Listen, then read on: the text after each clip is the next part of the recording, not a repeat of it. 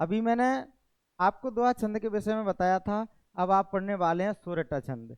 तो आपका प्रश्न आता है कि सोरठा छंद किसे कहते हैं। तो प्रश्न अपन लेते हैं। प्रश्न है आपका, सोरठा छंद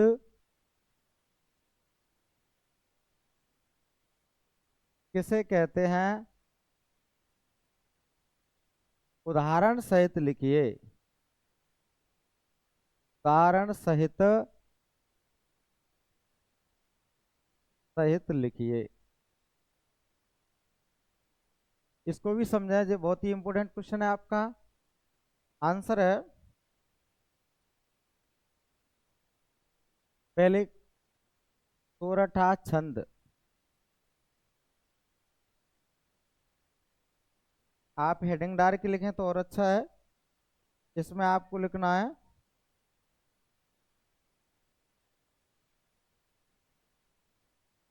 यह एक अर्ध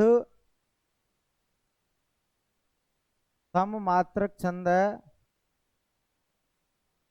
अर्ध सममात्रक छंद है।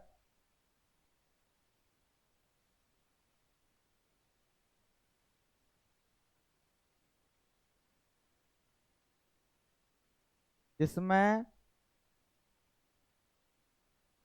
चार चरण होते हैं।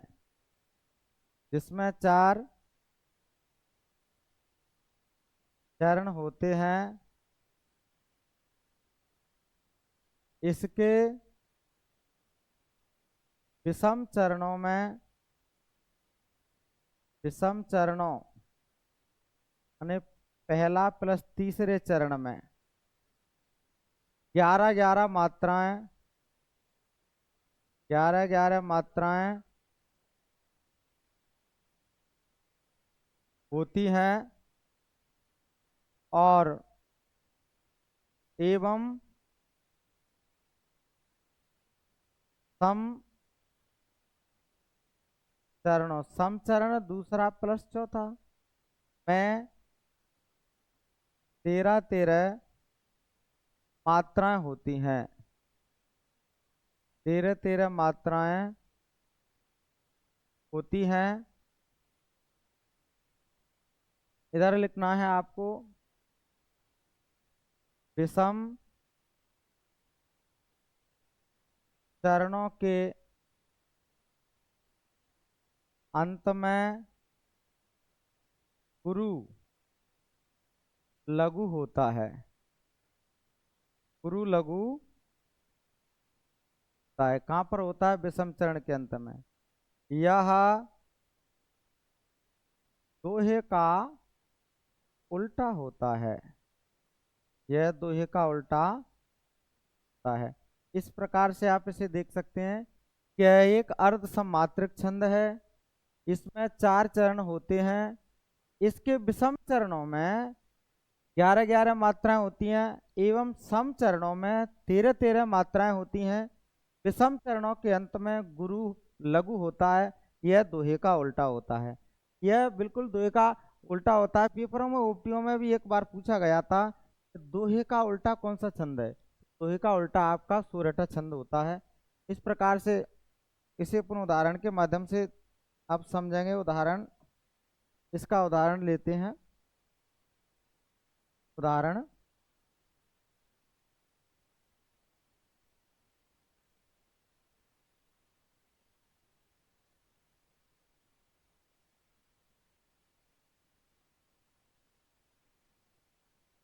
सुन के बट के बैन, प्रेम लपेटे अटपटे,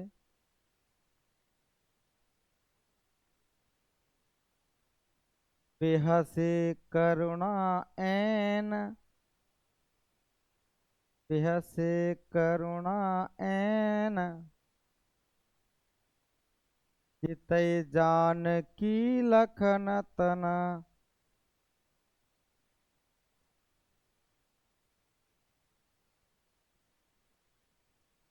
आप इसको देख सकते हैं। इस पे अपन मात्रा लगा के देखेंगे। तो मात्राएं देखिए, ये आपकी लघु मात्रा, ये भी लघु मात्रा, ये एक ही मात्रा है गुरु मात्रा, ये लघु मात्रा, ये लघु, ये गुरु मात्रा, ये गुरु और लघु मात्रा।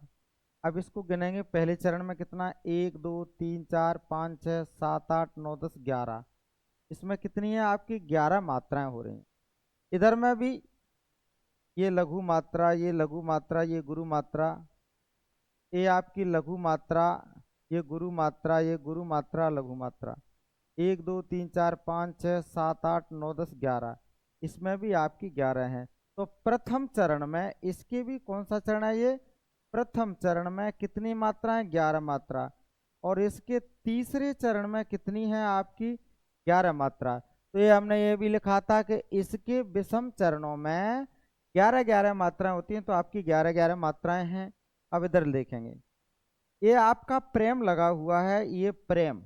तो इसमें आप क्या करेंगे, ये आपका जो है आधा प है, इसमें लगा हुआ है, र में लगा हुआ है आधा प, इस पर र पे ये मात्रा है। तो जो आधा अक्षर होता है, कोई भी आधा अक्षर ऐसे कि आपका ये प है, इससे हमने प आ निकाल लिया, तो ये प बचा, इस पे हलंत लग जाता है, आधा है। तो अगर ये आधा अक्षर है तो ये बिना स्वर के हो गया, और मात्राएं किसकी होती हैं, स्वर की होती हैं, इसलिए इसका कोई अपन नहीं मानेंगे। तो र पे ये मात्रा लगी है, उसको मानेंगे। तो ये आपकी कौन सी मात्रा हो जाएगी, गुरु मात्रा। और ये लघु मात्रा, ये लघु मात्रा, ये गुरु मात्रा, गुरु मात्रा। ये आप वास्तविक रूप में आया है तो लघु मात्रा, लघु, लघु और गुरु मात्रा। इसको अपन गिन के देखते हैं कि ये आपका कौन सा, कितनी मात्राएं हैं। तो आप देखेंगे 2 3 4 5 6 7 8 9 10 11 12 13, यानी इसमें भी आपकी 13 मात्रा हो रही है। कौन सा चरण है आपका, दूसरा। इधर ये लघु मात्रा, लघु मात्रा, लघु मात्रा, ये गुरु मात्रा, ये लघु मात्रा, ये गुरु मात्रा, लघु, लघु, लघु, लघु और लघु। इनको गिनेंगे 1 2 3 4 5 6 7 8 9 10 11 12 13। इसमें भी आपकी 13 मात्राएं। तो ये आपका दोहा सही लिखा हुआ है, यानी सोरठा छंद आपका सही लिखा है। इस प्रकार से कहा है ना कि एवं समचरणों में 13 मात्राएं होती हैं। तो आपके समचरण यानी ये आपका दूसरा चरण है, दूसरा चरण। तो इसके दूसरे चरण में कितनी है, 13 मात्राएं हैं। और ये आपका चौथा चरण है, तो इस चौथे चरण में कितनी मात्राएं, आपकी 13 मात्राएं, ये सिद्ध होता है। अब ये दोहे का उल्टा है, दोहे का उल्टा, क्योंकि दोहे में पहले और तीसरे चरण में 13 मात्राएं होती हैं, इसमें दूसरे और चौथे में 13 मात्राएं हैं, इसलिए यह दोहे का उल्टा होता है। हमने लिखा यह दोहे का उल्टा होता है। और यह भी है कि विषम चरणों के अंत में गुरु लघु होता है। तो देखिए विषम चरण, पहला चरण आपका विषम है और तीसरा विषम है। तो यहाँ पर आपका ये आया है, ये आपका गुरु और ये आपका लघु। इस पर गुरु लघु आया, इस पर भी आया है गुरु और लघु, तो दोनों पे गुरु और लघु आया है। तो ये आपका है। इस प्रकार से मैं इसका आपको अर्थ भी सुनाता हूँ, सुन के इसको कैसे पढ़ते हैं। ये छंद की वही है, छंद में जब आपकी लय न हो, पढ़ने में लय नहीं बनती हो, तो वह छंद आप सही नहीं पढ़ते हैं। तो इसको कैसे पढ़ते हैं, सुन के बट के बैन, प्रेम लपेटे अटपटे, बेहसे करुणा ऐन, चितई जान की लखन तना। यहाँ थोड़ी सी आपको आवाज बढ़ा करके ये पढ़ना है, इस प्रकार से इसको पढ़ा जाता है। तो ये आपका है कि सुन केवट के बैन, केवट से जब प्रभु श्री राम ने नाव मांगी कि हे भैया केवट नाव को लाइए, तो वो केवट जी कहते हैं प्रेम भरे। अब यहाँ बात कही है कि बात भले ही अटपटी हो लेकिन प्रेम में लिपटी हो। तो यहाँ केवट की जो बात है बड़ी प्रेम में लिपटी हुई है। केवट कहते हैं कि मैं नहीं लाऊंगा, क्यों, क्योंकि वैसे ही आपका सन्यासियों का भेष है, तुम पे देने के लिए कुछ नहीं है, तो मैं नहीं ला सकता। मैं तो पहले ऐसे लोगों को ले जाऊंगा जो मुझे पैसे देंगे। लेकिन क्यों कहता है ऐसा केवट, इसलिए कहता है कि भगवान के दर्शन में अधिक समय तक कर सकूं और इस पार ये अधिक समय तक रुक सकें। अगर उस पार चले जाएंगे तो ज़्यादा नहीं रुक पाएंगे, इसलिए वह प्रेम में कहता है कि सुन केवट के बैन, प्रेम लपेटे अटपटे, बेहसे करुणा ऐन, जितय जान की लखन तन। अब करुणा ऐन, करुणा दुख को हरण करने वाले भगवान श्री राम हंसने लगे हैं और लक्ष्मण और जानकी की तरफ देखने लगते हैं। ये क्या है, वो लक्ष्मण जानकी की तरह क्यों देखते हैं? ये एक समय की बात है जब श्री राम अपने भवन में बैठे थे, तो लक्ष्मण जी यहाँ पर पैर दबा रहे थे। इधर माँ सीता आती हैं तो कहने लगी कि भैया लक्ष्मण, ये अवसर मैं आपको नहीं दूंगी, क्योंकि पैरों की दासी तो मैं हूं, मैं श्री राम की सेवका हूं, इसलिए पैरों की सेवा तो मैं करूंगी। यहाँ लक्ष्मण जी कहते हैं कि नहीं माँ, पैरों की सेवा तो मैं करूंगी, आपकी शादी तो कल हुई है, लेकिन मैं तो जन्म से ही भाई के पैरों की सेवा, भाई का सेवक हूं, तो इसको मैं अवसर नहीं दूंगा। दोनों में इस बात को लेकर झगड़ा हो जाता है। यहाँ राम कहते हैं कि नहीं, आप लड़िए मत, दोनों एक काम करो, एक एक पैर को ले लीजिए, एक पैर की लक्ष्मण जी आप सेवा करना और एक पैर की सीता जी आप करना। दोनों में सहमति हो गई, तब से प्रभु ने दोनों पैरों को दे दिया। आज उन्हीं पैरों के लिए केवट कह रहा है कि हे प्रभु, मैं आपके पैर पखारूंगा।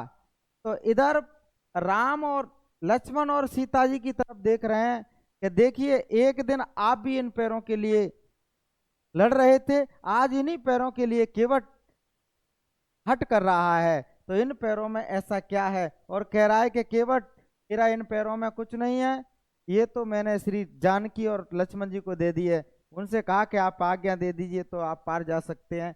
इस प्रकार से श्री राम जानकी और लक्ष्मण की तरफ देखने लगते हैं और बड़े दुख को दूर करने वाले भगवान श्री राम मुस्कुराने लगते हैं। ये आपका अर्थ हो जाता है। अब हम इसी पर चलते हैं कि दुआ छंद के लक्षण क्या हैं। तो आप देखिए, यहाँ से भी लक्षण आप लिख सकते हैं। यह एक अर्ध सम्मात्रक छंद है। 2 नंबर पे लिखेंगे, इसमें 4 चरण होते हैं। 3 नंबर पे लिखेंगे, इसके विषम चरणों में 11-11 मात्राएं, सम चरणों में 13-13 मात्राएं होती हैं। 4 नंबर पे यहाँ से लिखोगे, विषम चरण के अंत में गुरु और लघु होता है। और 5 नंबर पे भी लिख सकते हैं, यह दोहे का उल्टा होता है। तो चलो इस प्रश्न को अपन लिख ही लेते हैं। प्रश्न है आपका, सोरठा छंद के लक्षण लिखिए। सोरठा छंद के लक्षण लिखिए। तो आप उत्तर में लिखते हैं सोरठा छंद के लक्षण। उत्तर है आपका सोरठा छंद के लक्षण। यहाँ अपने हेडिंग डार्क बना के लिख सकते हैं इसे। नंबर 1 लिखेंगे,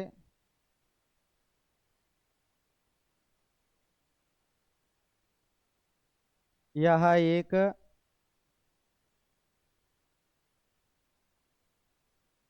अर्ध सममात्रिक छंद है। अर्ध सममात्रिक छंद है। नंबर 2, इसमें 4 चरण होते हैं। इसमें 4 चरण होते हैं। नंबर 3, इसके विषम चरणों में, विषम चरणों यानी पहले और तीसरे विषम चरणों में 11-11 मात्राएं, 11-11 मात्राएं एवं सम चरणों में, सम चरण दूसरा और चौथा, सम चरणों में 13-13 मात्राएं होती हैं। 13-13 मात्राएं होती हैं। नंबर 4 पे आप लिखेंगे, सम विषम चरणों के अंत में, विषम चरणों के अंत में गुरु लघु होता है, गुरु लघु होते हैं। नंबर 5 लिखेंगे, यह दोहे का उल्टा होता है। यह दोहे का उल्टा होता है। इस प्रकार से आप इसके लक्षण देख सकते हैं। सोरठा छंद के लक्षण, यह एक अर्ध सममात्रक छंद है। इसमें 4 चरण होते हैं। नंबर 3, इसके विषम चरणों में 11 मात्राएं एवं सम चरणों में 13 मात्राएं होती हैं। विषम चरणों के अंत में गुरु लघु होता है। यह दोहे का उल्टा होता है। इस प्रकार से आज दोहा छंद की परिभाषा, उदाहरण और आपके लक्षण हो जाते हैं। साथियों, वीडियो को बड़े ध्यान से देखें और आपको इसको क्लियर करें। एग्जाम में बहुत ही महत्वपूर्ण इंपोर्टेंट क्वेश्चन है। थैंक यू, धन्यवाद। हमारे वीडियो को लाइक करें, शेयर करें और वीडियो को देखते रहें। आपको रोजाना ऐसे ही वीडियो मिलते रहेंगे। थैंक यू, धन्यवाद।